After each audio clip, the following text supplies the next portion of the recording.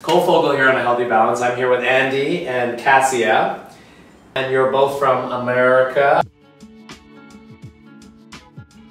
What made you want to move your family in the middle of a pandemic? It was a pretty crazy time to just get up and say to your two kids, and was the baby already on the way? On the way. And a baby on the way. We're going to move across the world right now. Like, what motivated that?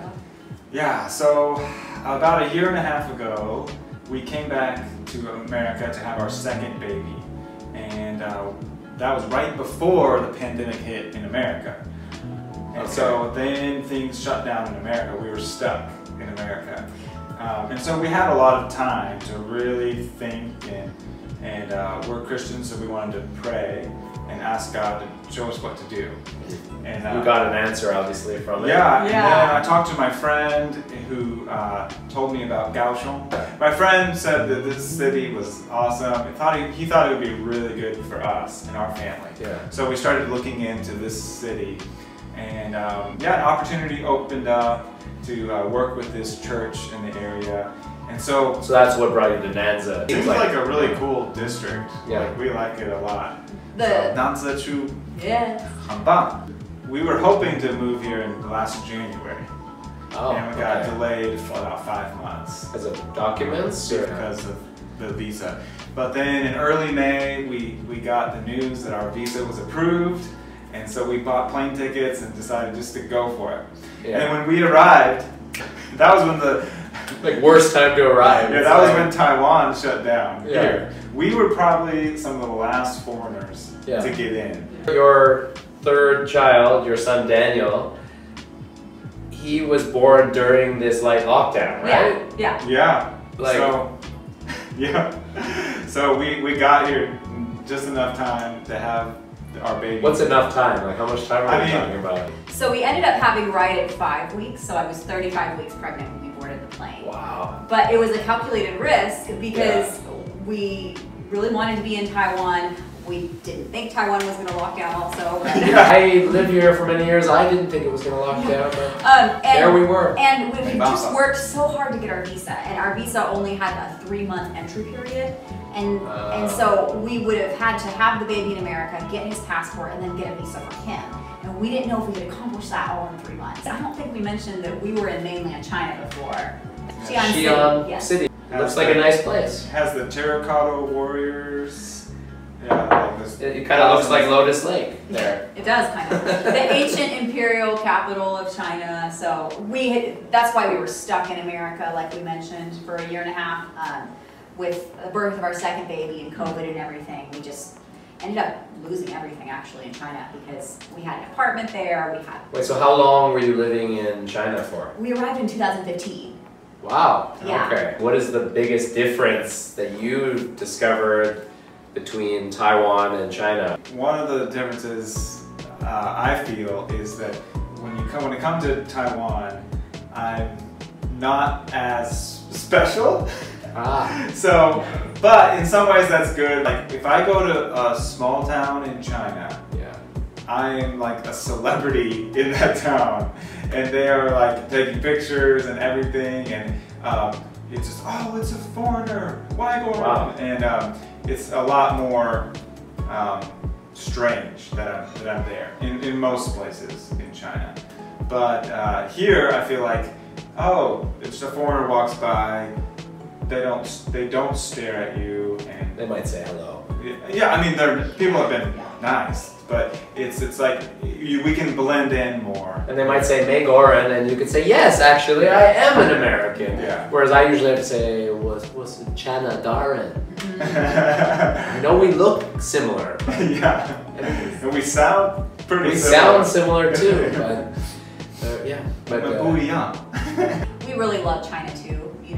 Thank you for being honest, and I think it's okay to love two countries. Yeah, love different things about different countries. Yeah, so we have so many friends in China who were so welcoming to us there too. We had such a good experience in China, but Taiwan is our home now, and so we want to embrace it too. You were in China from 2015 till the end of 2019. you were unable to go back to Xi'an at that Exactly. We came back to have Esther. Esther's our second child. So we have 3 kids, 3 and under. So yeah, it's quite the thing. Here's Eden. It's right there. But you need to turn around and wave again. When you first moved to Xi'an in China, what was that first week or month like? Was that crazy, or did you fall into it naturally, or was that a crazy experience? It was crazy. He lost his sense of humor. He was a totally different person for the first 2 weeks we were there. I got stressed out, Yeah. We all honestly had too much to do. Oh. And that's kind of why coming to Taiwan was such a different experience when we had almost nothing to do. In normal life, when you move somewhere, you have all these things to do, right? So I think I put him a little bit overboard in Xi'an when I had us paint the house, and I would not pay someone to do it because in my family, we would always buy the paint and paint it ourselves. I can relate. Yeah, I don't know in Taiwan if someone would be hired out to do that. I wonder, yeah. My guess is they would hire someone. I mean, I'd like to hire someone to paint my house. It needs a new coat of paint. You guys should leave him a comment. If you wanted to paint your house, would you do it yourself or would you hire someone? And is there someone in Kaohsiung that wants to paint my house, and I will make a video about the whole experience? Not me. I don't want to paint your house. Anyway, so that experience I think kind of put him over the edge. Okay. It was a big apartment and we painted the whole thing. And I was just, we should have hired someone. Like, it was stressful. And we didn't have any furniture, so we went to IKEA for everything. And here we got a fully furnished place, so it was just nice for our new family to just have everything here. And the big thing is when we arrived in China, we did not speak Chinese. So everything is way more difficult. Moving here to Taiwan for me, it hasn't been too hard. Because of already speaking Mandarin, it just feels like it's just a lot more smooth transition. How about food-wise? I've spoken to Prazi. He was saying depending on what province of China you live in, the food is vastly different. Like Sichuan, which is very popular here, the hot, spicy noodle. What is Xi'an? Like what is food in Xi'an? Like what's the staple? Yeah, so it's spicy, oily, and salty. Ah, okay. So here, I'm just so surprised that the food is not red. In Xi'an, you'd be served dishes and they'd all just be covered in peppers and it'd just be red. Can you handle the red? Like for me, my stomach is, I can't quite do it. Yeah, I'd have to say like like oh yes. Yeah, okay. not any spicier than the lowest level. But I try to improve my tolerance over time. What about you? I like it, but not the super spicy. I can do the medium. Okay, so Xi'an is known for spicy. Well, it's known for noodles, a lot of noodles, and then what else is it known for? It also Rojamua. Yeah, rojamua. And so they have this whole it's called Huimingjie. It's a Muslim district that has all this delicious street food. So you would go there to get food there. Yeah. So you did have, it wasn't only Chinese food, you had there was variety. less Western food. I think the Western food wasn't as prolific as So do you find that different in Taiwan? Yes. There's a lot of Western food. Yes. Taiwan is like a food paradise for me, I think. Because I love Chinese food, but I love Japanese food a lot. And so there's a lot of good Japanese food. So there's quite a bit of Southeast Asian food, Thai and Vietnamese here. Yeah, I love the Vietnamese food. I love. And then you guys have Costco. So Costco! We did not have Costco in Xi'an. So a May Goran without Costco is like a Canadian without maple syrup. We've loved our time in Taiwan so far. It's been 3 months. We haven't really got the full experience yet. Have either of you tried stinky tofu? You know, we had a comment on our YouTube channel that said, when you eat stinky tofu, then you will be a real part of Taiwan. I mean, but I know Taiwanese people that don't like it. Not all Taiwanese people like it is the thing. It is worth trying one time to see if you like it. Amazingly, I have not had it yet. Okay, so I think you should make a video. I need to make a video about your experience with stinky tofu. Did you ever have anything similar to that in China, actually? Yeah, they had it there, but somehow I avoided it. I think we smelled it you know, almost every day. And once you'd smelled it enough. Like, why would I want to? No offense. I think I really want to be a real Taiwanese, so I want to try it and like it. It just might take me some time. Who has the best healthcare? You've lived in China, you're from America, you're in Taiwan. What's your feeling overall? Who has the best healthcare, would you say? Oh, interesting. I think that's a hard comparison because everyone has a different system, and she actually had stitches at a Chinese hospital, and we had a fine experience with that. She fell on something and had 26 stitches. So, wow. Yeah. So the hospital treated us fine, and we were happy with the service. I think for having a baby, I really enjoyed having our baby in Taiwan because I knew that more people could speak English in the hospital. So my experience, like with the healthcare here, and I can't compare it to China because I haven't lived in China. I can compare it to Canada.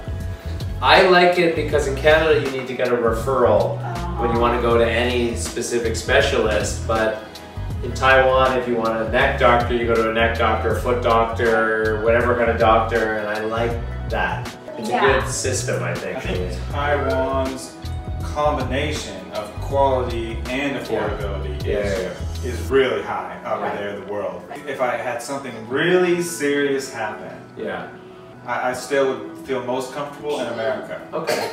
But the price is out of the money is the problem. It's out of control, and it's a mess. Even though the quality is really high. I wanted to say something else about the Taiwan medical care we had was just how kind the nurses were to us. Amazing. It was incredible. They always wanted to make sure that I understood, even if they had to repeat it several times. And it wasn't like, oh, we're going to do this to you. We're going to do this. It was like, oh, can we help you with this? Can we do this next step now? So the experience, so it probably warmed you up to Taiwan, that experience. Oh, for sure. Yeah. Isn't he an amazing dad? He's pretty good. I actually have some health problems, and so he knows that it's harder for me to get up and run around. And so when he's here, he's just so present. And he's really good and more patient than I think when I'm making videos. Like, I've learned to become more patient, but when I first started doing it, I'd be like, There's something so significant about having your own child. And I remember a year or so before we had kids. We were having a great time as a couple, but I just felt like something was a little missing. And I think, it was, having a kid. Kids. Well, people usually, they go to animals first, generally. Yes. Our landlord wouldn't let us. Our landlord literally said, in China, she said, have a baby instead. So we said, can we have a dog? And he said, no, have a baby. We should do a video with your kids and our kids. That would be see very how they interact. Cool. Thank you guys for being on the show. It was nice chatting with you. Thank you so much, Esther. And with that said, I hope you enjoyed this episode. Like I said, check out the information below. Can you say bye-bye? Can you say bye-bye? Oh, that's perfect.